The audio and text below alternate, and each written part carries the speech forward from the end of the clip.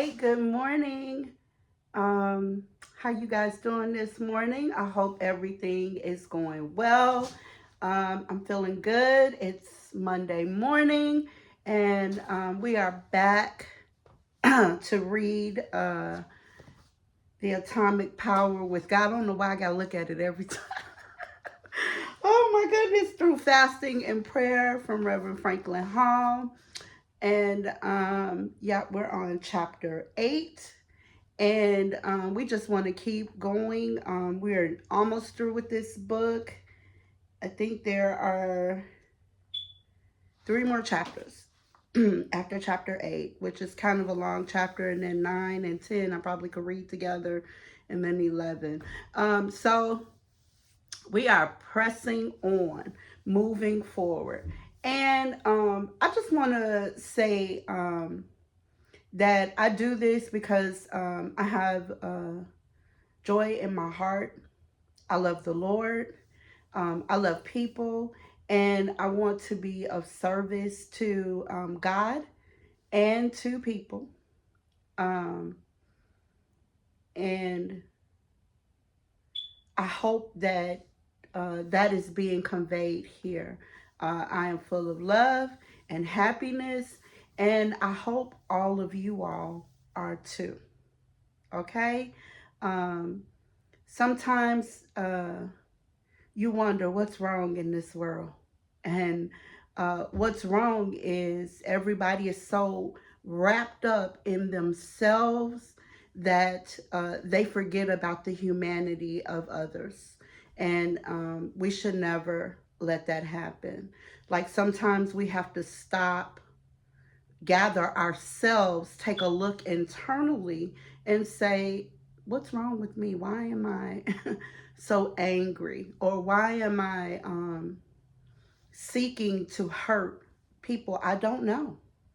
Why would I want you to do bad? I don't know you. Instead, I want to see you like Christ see you, and um, promote something good and helpful in your life. Now, whether you want to receive it or not, that is still up to you. But I'm freely giving, so you could freely receive, or you could freely reject.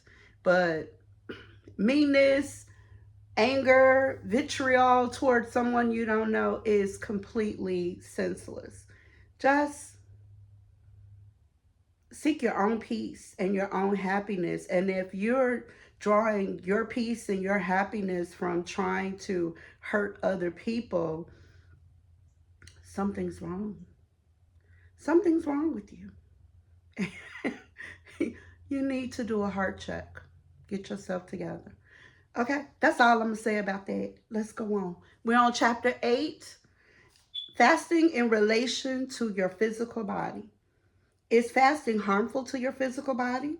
This question has been raised more than any other question concerning the subject of fasting.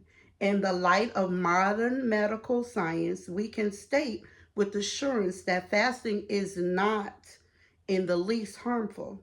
Fasting purifies and cleanses the body. It permits, it permits a balancing of the circulation, absolutely essential to good health. It allows various eliminating organs to dispose of the effete material from the system and to oxidize or burn up the useless matter which has accumulated like ashes in a grate. Wow.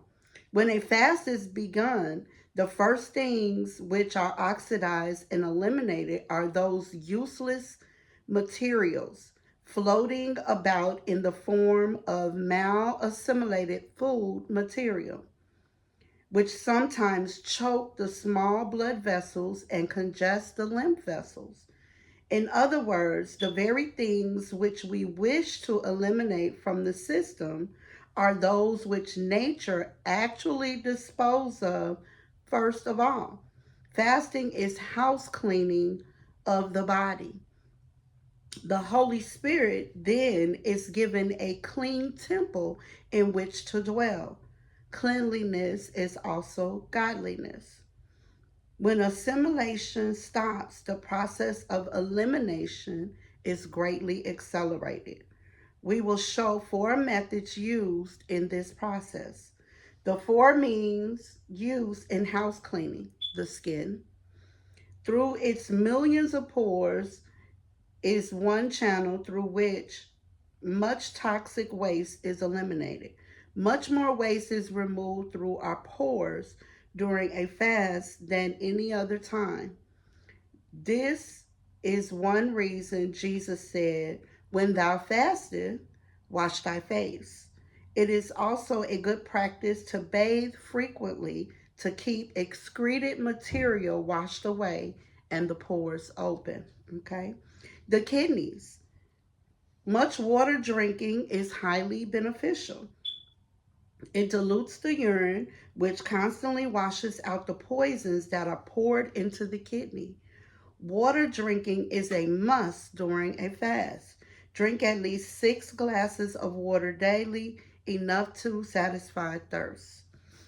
The lungs, which play an important part in this house cleaning process. It would seem almost unbelievable that loads of poison are exhaled in the fast through the nostrils from the oxygenation of the blood.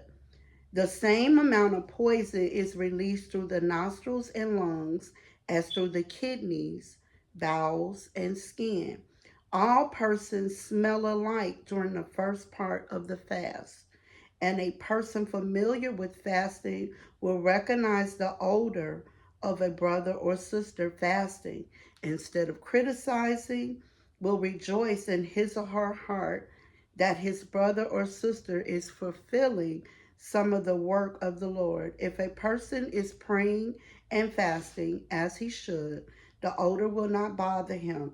If you do not wish to have an obnoxious breath around your neighbor, get some menthol crystals at the drugstore. I don't know what that is, menthol crystals. A very fine crystal particle will dissolve on the tip of the tongue so that your breath will not be noticed for a long time. There will be such a small amount of the tiny crystal that it will not get back of your tongue far enough to get into the stomach. The reason that I mention this point is that some folk have chewed gum when fasting, and the amount of sugar in the gum would be almost enough to break your fast. Okay. The menthol crystal will be stronger than gum, more lasting in the breath, too small to reach the stomach. This is only a suggestion. Bad breath is a good sign that house cleaning process is going on. This vapor that comes from the lungs will clear up later on in the fast. And the breath as well as the taste in the mouth will become as clean and odorless as that of a baby, believe it or not. Okay, fourth is the bowels. The bowels are the fourth channel of elimination. It would be well if they would move every day or two, but often they move less frequently while on the fast. But do not be alarmed. They should not move very often since all four of these methods of elimination are at work. Is it any wonder that fasting is a way towards health? If in good health, this is a method for preventing sickness. Fasting is the most powerful and quickest agent known for curing functional ailments. Especially is this true of stomach disorders. This is why it is so very necessary to break the fast carefully with fruit juices, followed by fresh fruits for several days. If a person is in an adverse state of health, his eyes, throat, liver, glands, blood, and a little later, even kidneys become rejuvenated and greatly benefited. This is a natural law designed by God, and this physical aspect is touched upon so that we may realize that fasting and prayer to God is harmless to the body. Would it not be unreasonable to think that Christ would ask us to fast if it would hurt us physically? We have a good God, and He asks us to do nothing that will hurt or harm us. One can fast as long a period of time and secure great spiritual results without bodily harm, and in addition, receive much physical benefit.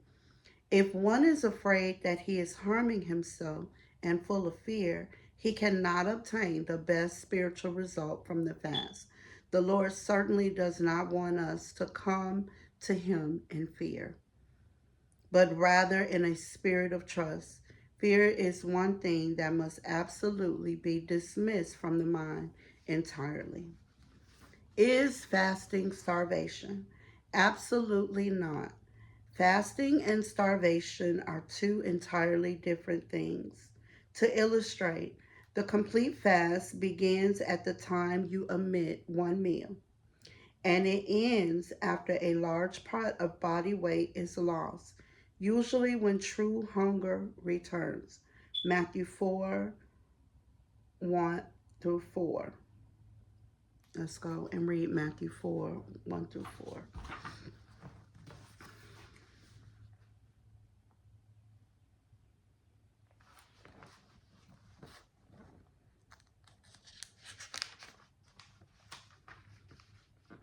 Okay. Then Jesus was led by the Spirit into the wilderness to be tempted by the devil. After fasting 40 days and 40 nights, he was hungry. The tempter came to him and said, "If you are the Son of God, tell these stones to become bread." And Jesus answered, "It is written, man shall not live by bread alone, but by every word that comes from the mouth of God."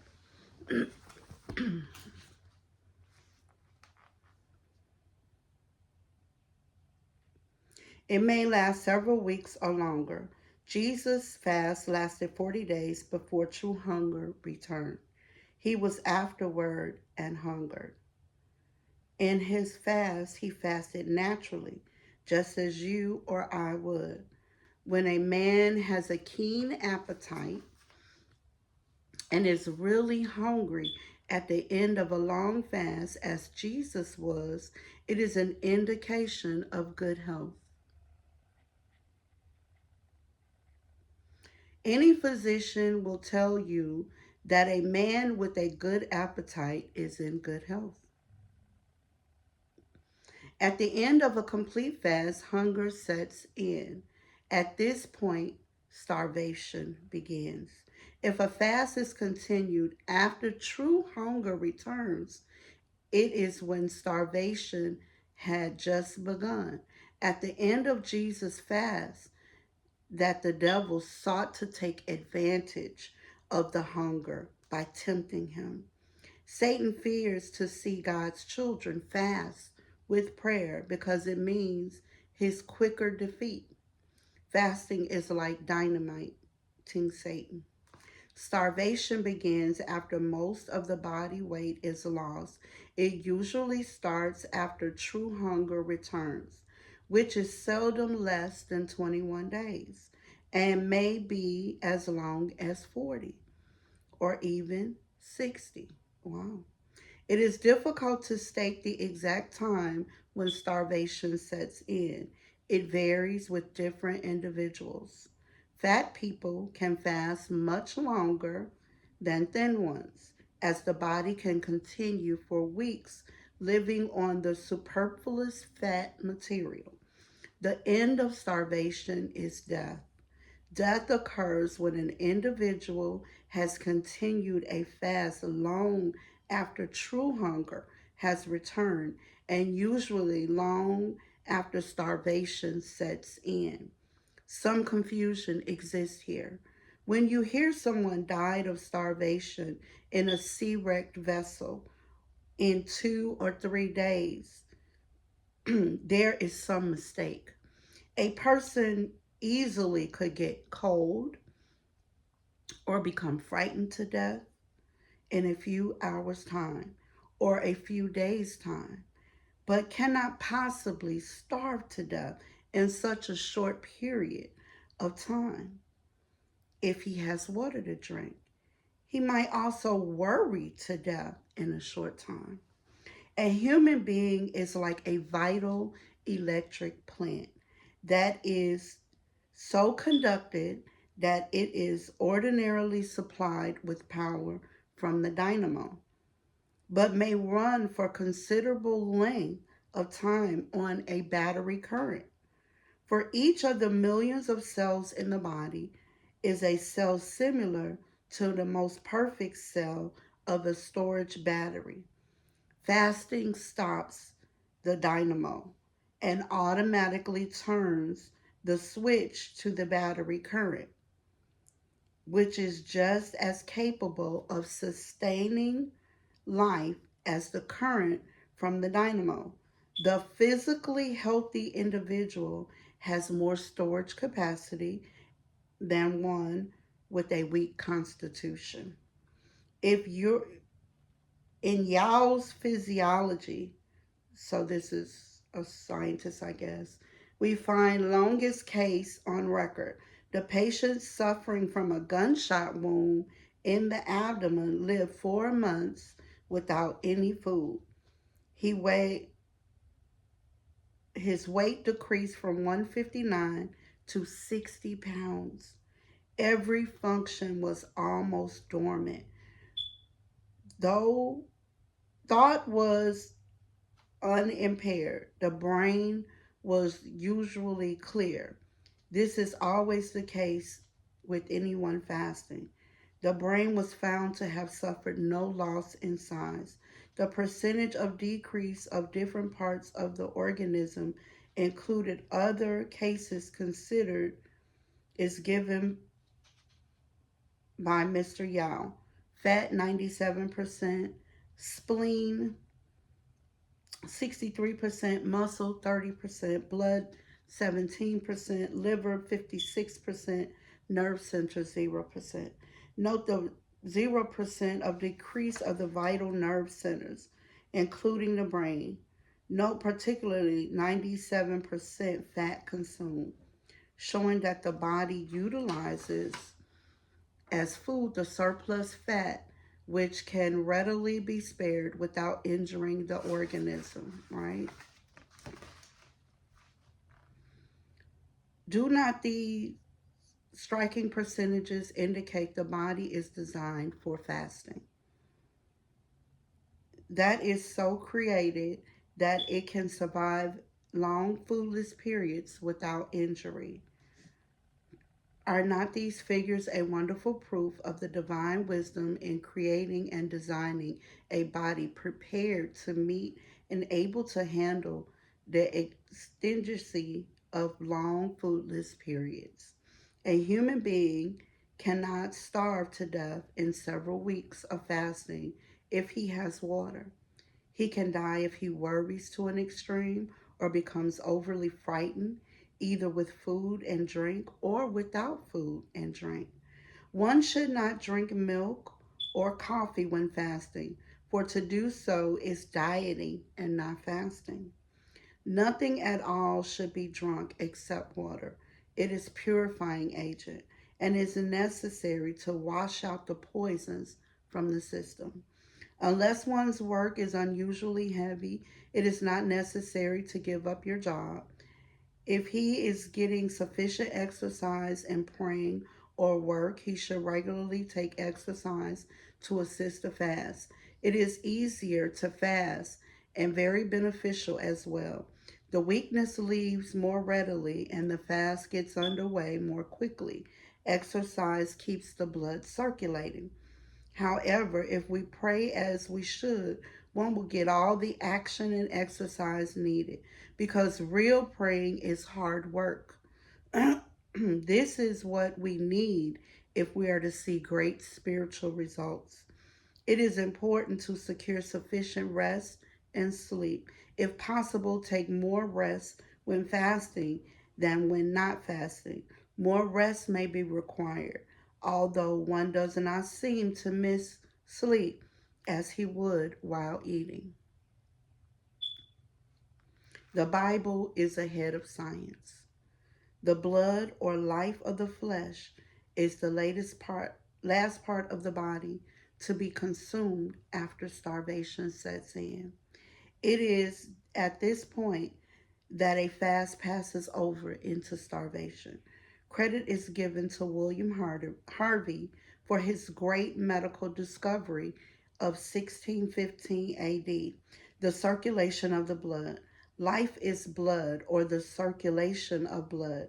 This is considered a great milestone in history of medical science. But if you check into the Holy Scriptures, you will find that this is not a new discovery at all. Thousands of years before William Harvey's day, God told Moses this very thing. For the life of the flesh is in the blood. Leviticus 17:11. See also Genesis 9:4, Deuteronomy 12:23. If the Bible were studied along with science, the scientists of the day would be more up to date and not be so often obliged to revise their theories. The blood at work. The blood, as you know, is driven by the heart through the arteries into the capillaries, where it nourishes and strengthens the body. It is then returned through the capillaries by another route, the veins, to the heart, from whence it was drawn to the lungs. The blood starts on its arterial journey, bright red, rich, and laden with life giving properties. It returns to the venous route, poor, blue, and dull, being laden down with waste matter from the system. It goes out like a fresh stream from the mountains. It returns as a stream of sewer water. In a fast, the returning stream is far more polluted than when not fasting. This foul stream returns to the right arterial of the heart. When this arco becomes filled, it contracts and forces the stream of blood through an opening on the right ventricle of the heart, which in turn sends it onto the lungs, where it is distributed by millions of hair-like blood vessels to the air cells of the lungs. The foul stream of blood is now distributed among millions of tiny air cells in the lungs. Air is inhaled, oxygen comes into contact with impure blood through the thin walls of these hair-like blood vessels of the lungs, with the walls thick enough to hold the blood, but thin enough to admit oxygen. When the oxygen comes in contact with the blood, a form of combustion or oxidation takes place, and the blood takes up oxygen, releases carbonic acid gas generated from the waste products and the poisonous matter. Which have been gathered up by the blood from all parts of the system. The blood, thus purified, oxygenated, is carried back to the heart again, rich, red, bright, and laden with life-giving properties and qualities. Upon reaching the left article of the heart, it is forced through the left ventricle, from whence it again forced through the arteries on its mission of life to all parts of the system. It is estimated that in a single day of 24 hours, 35,000 pints of blood traverse the capillaries of the lungs and the blood corpuscles, passing in a single file and being exposed to the oxygen in the air. All sides of the air cells of the lungs were spread out over an unbroken surface. They would cover an area of 14,000 square feet. When one considers the minute details of the process alluded to, he is lost in wonder and admiration of our Blessed Father's care and omnipotence and omniscience. Considering the value that the lungs play in cleansing of the blood, one should be interested in proper deep breathing, securing plenty of fresh air. More about this is found in another booklet, Because of Unbelief. See back cover. First and foremost, as a cause of disease is congestion of the blood.